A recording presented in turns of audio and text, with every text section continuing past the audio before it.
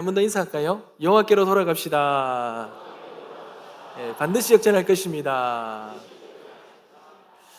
여러분, 우리 변치 않는 우리 하나님 은혜와 사랑을 우리 함께 찬양하면서 오늘 또 예배 가운데로 나가기를 원합니다.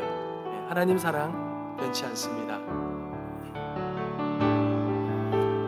하나님 사랑 변치 않는다.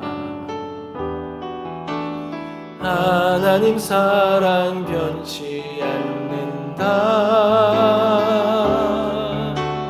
세상 다 변하고 날 버린다 해도 하나님 사랑 변치 않는다. 하나님 우리의 길 인도하십니다. 하나님 내 길 인도하신다. 하나님 내 길 인도하신다. 나의 가는 길 다 주님께 있으니 하나님 내 길 인도하신다. 하나님 우리의 기도에 반드시 응답하십니다. 반드시 기도 응답하신다. 반드시 기도 응답하신다. 때론 나의 뜻과 다른 길이라도 반드시 기도 응답하신다. 하늘의 것을 구하면 삽니다.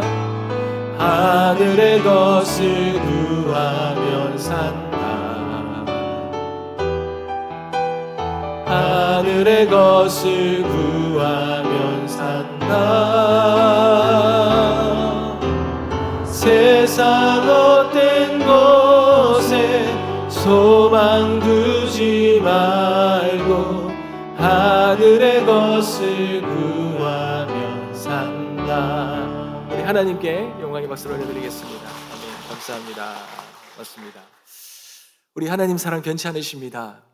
아멘. 사랑하는 성도 여러분, 우리 하나님의 그 변치 않는 사랑 우리가 날마다 경험하며 날마다 누리며 우리가 생생한 살아있는 믿음의 삶 살아가길 우리는 원합니다. 여러분, 이런 삶 우리의 삶 속에 날마다 살아가게 된다면 얼마나 좋을까요? 여러분, 우리는 누구나 인생을 살면서 문득 어느 순간에 멈추어서 스스로에게 질문을 던질 때가 있습니다. 이런 질문이죠. 나는 왜 태어났는가? 내 삶은 어디로 향해 가고 있는가? 왜 태어났는가? 그러니까 먹기 위해서, 먹으려고, 살려고, 먹기 위해 산다. 이런 말들도 하죠. 여러분, 사람들은 마치 밤바다 한가운데 등대를 잃어버린 그 배처럼 내 인생의 좌표를 잃어버린 듯한 그런 막막함이 우리를 휘감을 때가 있습니다. 그럴 때에 우리는 이 질문들 앞에서 우리는 참 이 답을 찾는데 이 답을 찾을 수 없어 많이 어려워할 때가 많죠. 세상은 이 질문에 저마다의 답을 내놓습니다. 더 높은 성공의 사다리를 오르면 우리 인생의 의미가 있을 것 같습니다. 더 많은 재물을 쌓으면 우리 인생이 행복해질 것 같고, 사람들로부터 인정과 명예를 얻으면 우리의 인생의 목적을 온전히 이룰 것 같은 그런 것을 끊임없이 세상은 우리 귀에다가 속삭이죠. 그런데 여러분, 이미 이 모든 것들은 다 증명이 됐습니다. 참 이상한 것은요, 세상 그 모든 것을 손에 다 쥐어도 여러분, 우리의 마음 깊은 곳에 있는 이 공허함은 채울 수가 없습니다. 여러분, 이것은 다 증명이 됐습니다.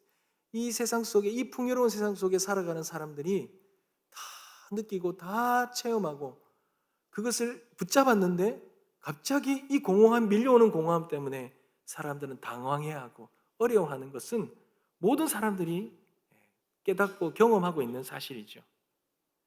여러분, 마치 아무리 마셔도 갈증이 해소되지 않는 소금물을 마시는 것 같은 그런 우리 인생의 그 허무함과 이 갈증만 더 깊어지는 것, 그것이 우리의 인생이라는 겁니다.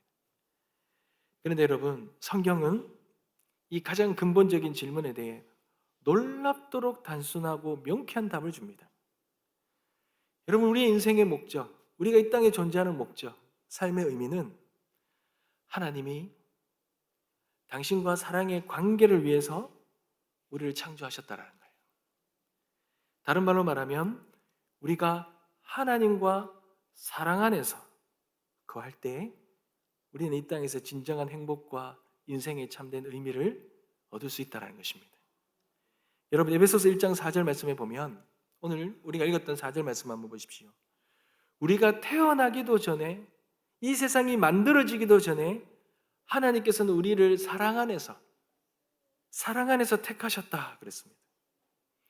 여러분, 이 말은 창세기로 보면요, 하나님이 우리 인간을 다른 피조물과 다르게 우리를 창조하셨는데, 우리를 어떻게 창조하셨습니까? 하나님의 형상으로, 하나님의 형상대로 지으셨어요. 하나님의 모습, 하나님의 인격, 하나님의 성품, 우리가 다 하나님이 가지고 계신 걸 다 우리가 가질 수는 없지만 그래도 하나님과 우리 가운데 공유할 수 있는 그런 공통적인 그런 형상들을 우리 속에, 우리 가운데 그 형상대로 빚으셨다라는 겁니다. 여러분, 그렇다면 이유가 있지 않겠습니까? 단순히 우리의 어떤 작품을 만들기 위한 것이 아닙니다. 요즘처럼 이 휴머노이드, 이 로봇처럼 어떤 정교한 로봇을 만들어서 무언가 인간이 할 수 없는 일을 시키려고 한 것이 아닙니다.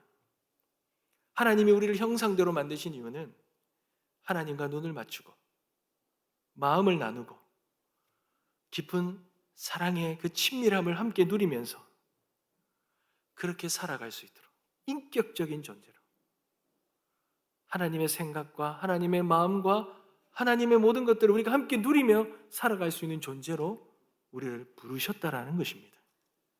사랑하는 성도 여러분, 그러니 인생의 가장 큰 행복과 의미, 다른 곳에서 찾지 마십시오. 다른 것, 세상에서 뭔가 유혹하는 것, 세상에서 무언가 우리들의 마음을 그렇게 빼앗아가려고 하는 것, 그곳에 우리의 마음을 두지 마십시오. 그곳에는 답이 없습니다. 답은 하나님의 사랑 안에 있습니다. 마치 오랫동안 집을 떠났던 자녀가 모든 것을 잃고 지쳐 돌아왔을 때, 말없이 안아주시는 아버지 품에 안길 때, 그때 누릴 수 있는 그 참된 평화, 안식, 그것이 주님의 사랑 안에서 우리에게 허락된다는 것입니다.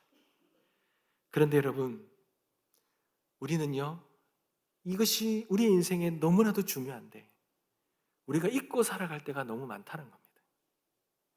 신앙생활이 어느새 그 하나님과의 사랑의 설렘과 감격은 사라지고 이 신앙생활을 지켜야 될 의무와 규칙과 의무만 남고 낡은 그런 권태로운 이 오랜 세월 속에서 그렇게 권태로워진 그런 결혼 생활처럼 그렇게 변화된 신앙생활을 하는 성도님들이 너무 많다라는 거예요. 사랑하는 성도 여러분, 신앙생활은 그런 게 아닙니다. 신앙생활은 하나님이 우리를 부르신 그 관계 안에서 하나님과 우리가 친밀하게 인격적인 사랑을 나누며 살아가는 것, 그것이 신앙생활이라는 거예요. 그렇다면 여러분, 우리가 하나님 안에서 그런 사랑을 어떻게 누릴 수 있겠습니까? 어떻게 그 사랑을 회복할 수 있겠습니까? 오늘 저는 세 가지를 통해서 하나님의 깊은 사랑을 누리며 생명력 있는 진정한 행복한 믿음과 신앙의 삶, 인생의 여정을 걸어가는 은혜가 있게 되시길 간절히 소망합니다. 여러분, 그 첫 번째가, 여러분, 우리가 하나님의 사랑을 누리려면 머리가 아닌 마음으로 하나님을 알아가야 합니다. 사랑하는 성도 여러분, 사랑은요, 아는 것에서부터 시작돼요. 아는 만큼 사랑은 깊어집니다. 여러분, 우리가 누군가를 사랑해 본 적이 있지 않습니까? 사랑해 보면 어떻게 됩니까? 그 사람의 이름도 알고 싶고요. 그 사람의 생각도, 그 사람의 기쁨도 아픔까지도 더 많이 알고 싶어 하는 것이 당연한 마음 아닙니까? 여러분, 우리도 누군가를 사랑하게 되면 그렇게 관심을 가지게 된다는 거예요. 여러분, 사도 바울을 한번 보십시오. 사도 바울은 모든 것을 다 가진 사람이에요. 로마의 시민권도 있었고요.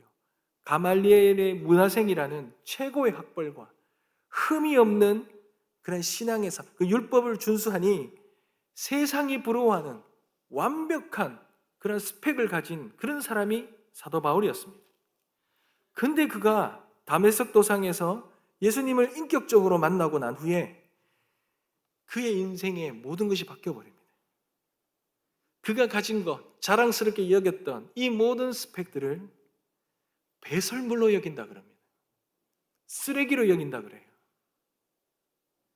그리고는 그가 가졌던 이 모든 것들을 다 버려버립니다. 여러분, 왜 그랬습니까? 어떻게 이럴 수 있습니까? 그 이유는 빌립보서 3장 8절 말씀이죠. 여러분, 다 같이 한번 읽어볼까요? 읽겠습니다. 시작. 또한 모든 것을 해로 여김은 내 주 그리스도 예수를 아는 지식이 가장 고상하기 때문이라. 내가 그를 위하여 모든 것을 알아 잃어버리고 배설물로 여김은 그리스도를 얻고. 아멘. 여러분, 사도 바울이 그리스도를 아는 지식이 많아지면 많아질수록 자신들이 가지고 있는 이 모든 세상의 것들이 점점 쓰레기로 바뀌어버려요. 여러분, 주님 알면, 주님 사랑하게 되면 주님밖에 안 보입니다.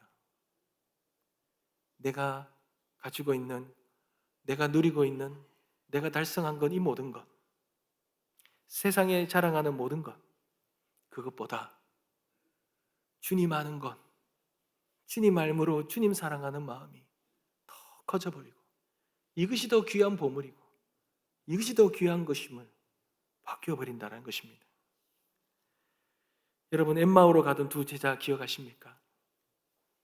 그들은 예수님께서 십자가에 돌아가신 후에 모든 희망을 잃어버리고 슬픔과 절망에 잠겨서 그들은 그렇게 고향으로 터덜터덜 돌아가고 있었습니다. 그들은 누구보다 예수님 사랑했어요. 그분에 대한, 그 주님에 대한 성경적인 지식도 있었습니다. 근데 그들이 알고 있는 지식, 그들이 알고 있는 주님은 십자가에 무력하게 죽은 예수, 여기에 머물러 있었던 거예요. 그러니 그들은 모든 것 다 절망스러운 환경 속에서 주님이 십자가에 돌아가시니 절망 속에서 그는 그냥 고향으로 돌아갔던 것입니다.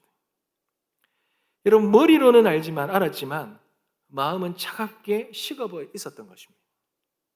여러분, 그때 부활하신 예수님께서 그들 곁에 다가와 성경 말씀을 풀어주시죠. 구약에 예언된 그 메시아가 예수 그리스도이시라는 거예요. 그 그리스도가 겪는 고난과 부활의 의미가 무엇인지를 주님께서 깨닫게 해주시자 그들의 마음에 놀라운 변화가 일어납니다. 여러분, 그들이 어떻게 고백합니까? 누가복음 24장 32절 말씀입니다. 다 같이 한번 읽어볼까요? 읽겠습니다. 시작. 그들이 서로 말하되 길에서 우리에게 말씀하시고 우리에게 성경을 풀어주실 때 우리 속에서 마음이 뜨겁지 아니하더냐 하고. 아멘. 여러분, 보십시오. 그들의 머리에 있던 그 차가운 성경 지식이 살아계신 주님의 음성을 통해 마음을 녹이는 뜨거운 사랑으로 변한 거예요. 마음이 뜨거워지지 아니하더냐. 사랑하는 성도 여러분, 우리가 말씀을 통하여 주님을 알아가게 되면 하나님 주님에 대한 사랑이 깊어집니다. 말씀 묵상 지식이 아닙니다. 공부가 아닙니다.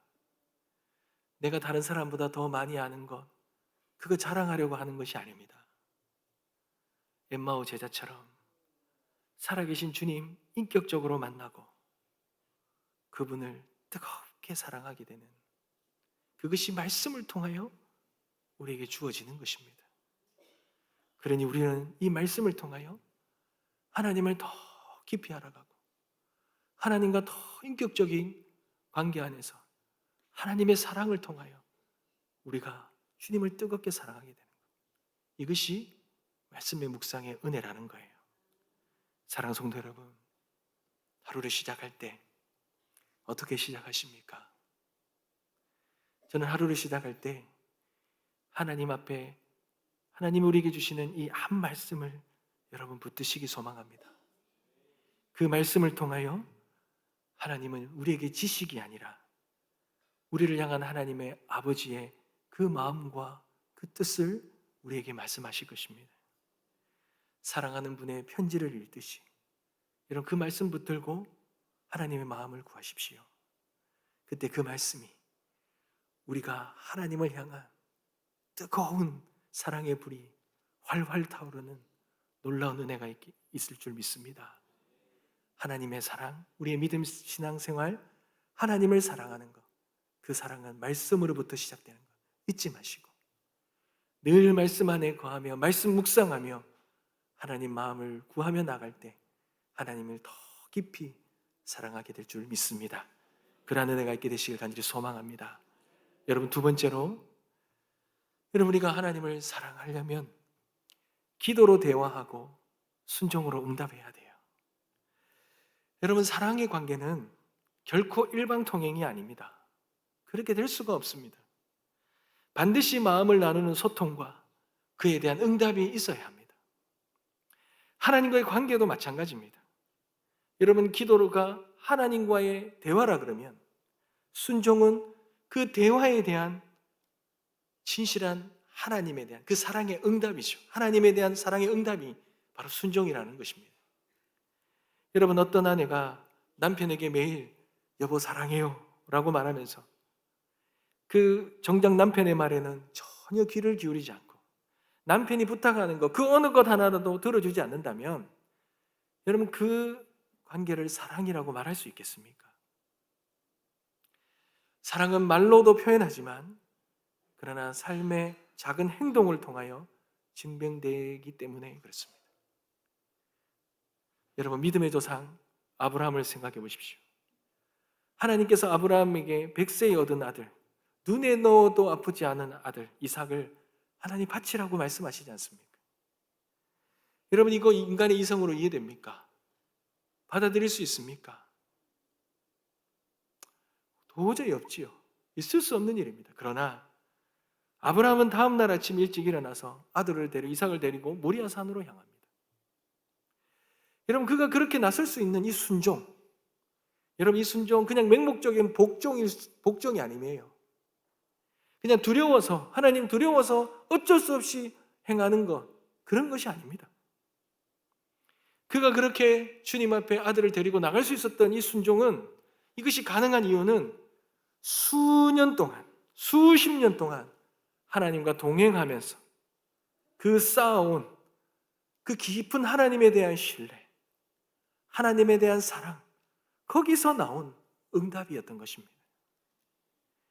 내 아들을 달라하시는 하나님, 그럼에도 불구하고 그 하나님은 선하시고 신실하신 분이신데 하나님께서 모든 것을 예비하실 것이라는 것, 이것을 믿는 믿음, 이 믿음, 하나님 사랑하기 때문에 그분의 말씀 앞에 나의 소중한 것도 내어드릴 수 있는 그 믿음, 사랑하기 때문에 가능한 것입니다. 예수님께서도 명확하게 말씀하시지 않습니까? 요한복음 14장 15절에도 너희가 나를 사랑하면 나의 계명을 지키리라. 여러분, 순종은 우리를 올가매는 율법이 아니에요. 여러분, 우리는 하나님을 향한 우리의 사랑을 가장 확실하게 보여드리는 수 있는 것이 바로 순종이라는 거예요. 사랑하니까 할 수 있는 게 순종이라는 것입니다. 사랑하는 성도 여러분, 우리가 주님을 묵상하며 주님 앞에 기도하며 나아가면 하나님께서 우리의 마음속에 작은 부담으로 주시는 게 있어요. 감동으로 주시는 게 있습니다. 여러분, 그거 외면하지 마십시오. 때로는 불편한 사람에게 먼저 다가가서 따뜻한 말을 건네라고 부담을 주실 때가 있어요. 용서하기 힘든 어떤 사람을 위해 조용히 기도하도록 그렇게 감동을 주실 때가 있습니다. 나의 시간과 물질을 떼어서 누군가를 섬기라는 그런 마음의 부담과 감동을 주실 때가 있다라는 거예요. 여러분, 이 부담 주실 때 이 작은 이 하나님의 말씀 순종하며 나아간다면 그 순종은 하나님께서 주님, 내가 주님을 사랑합니다 라는 고백으로 받으신다는 거예요. 사랑하면 그 모든 걸 할 수 있다는 것입니다.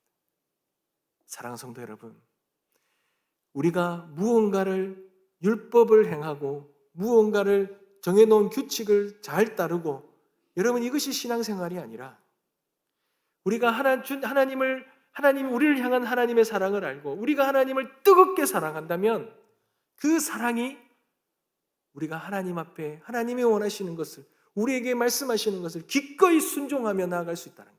여러분, 이것이 신앙생활이라는 것입니다. 이러한 놀라운 사랑을 통한 순종의 삶, 기쁨으로 사랑함으로 올려드릴 수 있는 우리가 되어지길 간절히 소망합니다. 여러분, 마지막으로 우리가 하나님의 이 놀라우신 은혜와 사랑을 누리려면 여러분, 이 예배를 통해서 우리의 최고의 사랑을 주님 앞에 올려드려야 합니다. 여러분, 사랑하는 사람에게 가장 좋은 것을 주고 싶은 마음은 자연스러운 마음 아닙니까?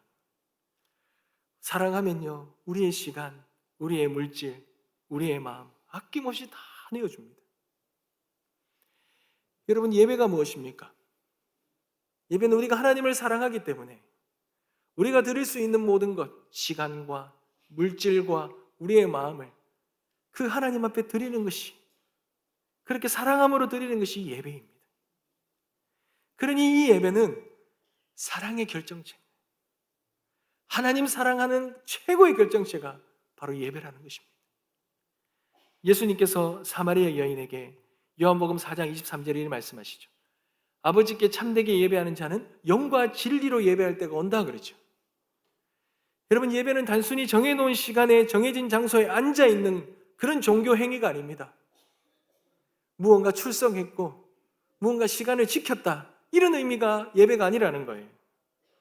우리의 영과 전 인격을 다해서 진리이신 하나님께 사랑을 고백하는 시간입니다. 영으로 우리 가운데 임하신 그 성령과 말씀이 육신이 되어 오신 그 진리 되신 예수 그리스도, 그 예수 그리스도에 대한 그 은혜와 사랑을 붙들고 하나님께 온전히 올려드리는, 그것이 예배라는 것입니다. 여러분, 예수님의 발에 향유를 부은 마리아를 한번 보십시오.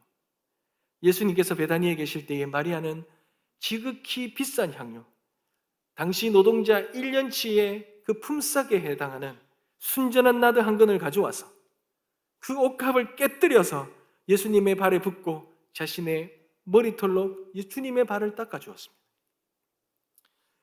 제자들은 그 모습을 보고 허비한다고 비난했죠. 그런데 예수님은 가만히 두라 하시면서 그녀의 행동을 가장 귀한 것으로 받으셨습니다. 여러분, 마리아의 이 행동, 여러분, 계산된 헌신이 아닙니다. 무언가 내가 얻어내려고, 무언가 응답받으려고 그렇게 한 것이 아니라 자신을 죄에서 구원해 주신 예수님을 향해서 주체할 수 없는 감사와 사랑이 폭발적으로 터져나온 그의 진실한 마음의 고백이었던 것입니다. 그러니 그의 가장 소중한 것, 아낌없이 드릴 수 있는 것 아닙니까?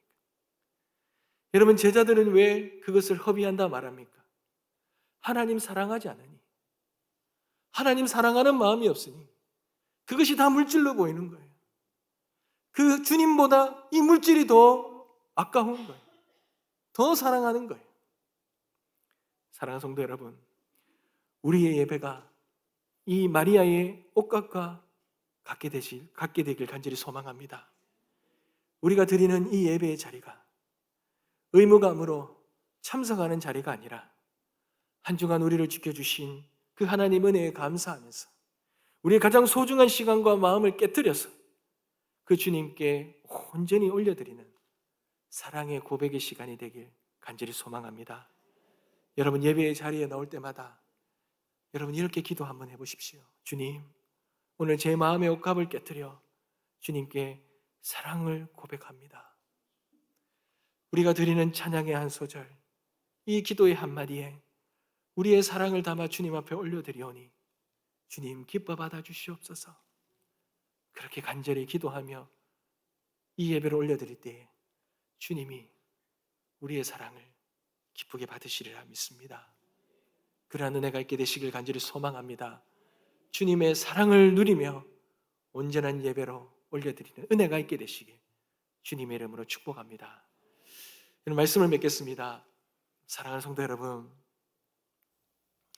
신앙은요, 여러분 어떻게 보면 우리를 억압하는 무거운 짐으로 여길 때가 있습니다. 그러나 여러분 전혀 그렇지 않습니다. 신앙은 먼저 우리를 찾아오시고 십자가에 목숨까지 내어주신 그 주님, 내가 너를 이처럼 사랑한다 말씀하신 그 하나님의 그 놀라운 사랑에 대한 우리의 기쁨의 응답입니다. 혹시 지금 여러분의 신앙이 충만하십니까? 아니면 메마르고 형식적인 의무만 남아 그렇게 메마른 삶을 느끼면서 살아가고 있지는 않습니까? 나의 신앙생활 좀 뜨겁고 싶고 충만하고 싶은데 그러지 못한 우리들의 신앙의 모습을 보며 힘들어하고 있지는 않습니까? 여러분 제가 질문을 좀 바꿔볼까요? 여러분 하나님 믿으십니까? 대부분 아멘 하실 것입니다. 여러분 하나님 신뢰하십니까? 조금 목소리 조금 작아지시네.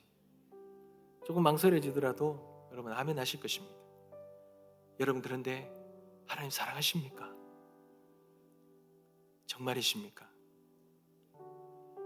우리는 하나님 사랑 생각하면요, 하나님이 우리를 사랑하는 것은 참 많이 느끼는데 우리가 하나님 사랑합니까? 라고 말하면 왠지 모르게 낯섭니다. 저는 오늘 이 말씀 묵상하면서 이 질문이 계속 맴돌았어요. 하나님 사랑합니까? 하나님 사랑합니까? 하나님 믿고 신뢰하는데 사랑이라는 이 단어가 좀 어색하게 느껴지는 거예요. 하나님 좋아하는데 하나님 사랑한다 라고 말하기에는 내가 무언가 좀 부족한 것 같아요. 왜 그렇습니까? 정말 내가 하나님 사랑한다면 내가 이렇게 신앙생활하고 이렇게 믿음 생활하며 살아가고 있을까? 정말 하나님 사랑한다는 게 뭔지 나는 알고나 있을까? 이런 생각이 들더라고요. 혹시 저와 같은 마음을 가진 분이 있으실 거예요. 하나님 은혜와 사랑 내 삶 속에는 많이 누려질 수도 있는데 나는 그만큼 하나님 사랑하지 못하는 것 같아서 하나님 앞에 부끄럽고 어려운 마음이 들 수 있습니다. 그러나 여러분 괜찮습니다. 우리 하나님 오늘 우리에게 말씀하십니다. 다시 시작하기를 원하셔요. 나와 너희가 사랑의 관계 안에서 다시 충만해지시기를 하나님 그렇게 원하십니다. 여러분 하나님이 우리에게 주시는 이 한 말씀 가볍게 여기지 마십시오. 이 말씀 붙들고 깊이 묵상하며 하나님의 깊은 마음을 하나님을 깊이 알아가게 되시길 바랍니다.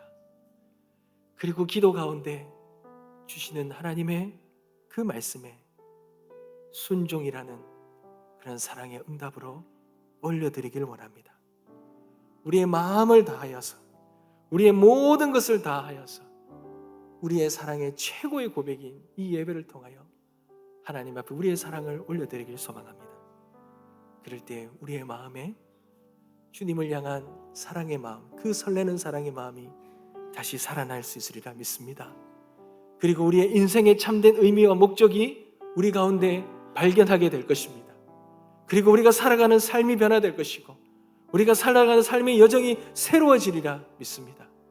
그러한 놀라우신 은혜가 주님의 이 사랑 안에서 회복되시길 간절히 축복합니다. 찬양 드리겠습니다.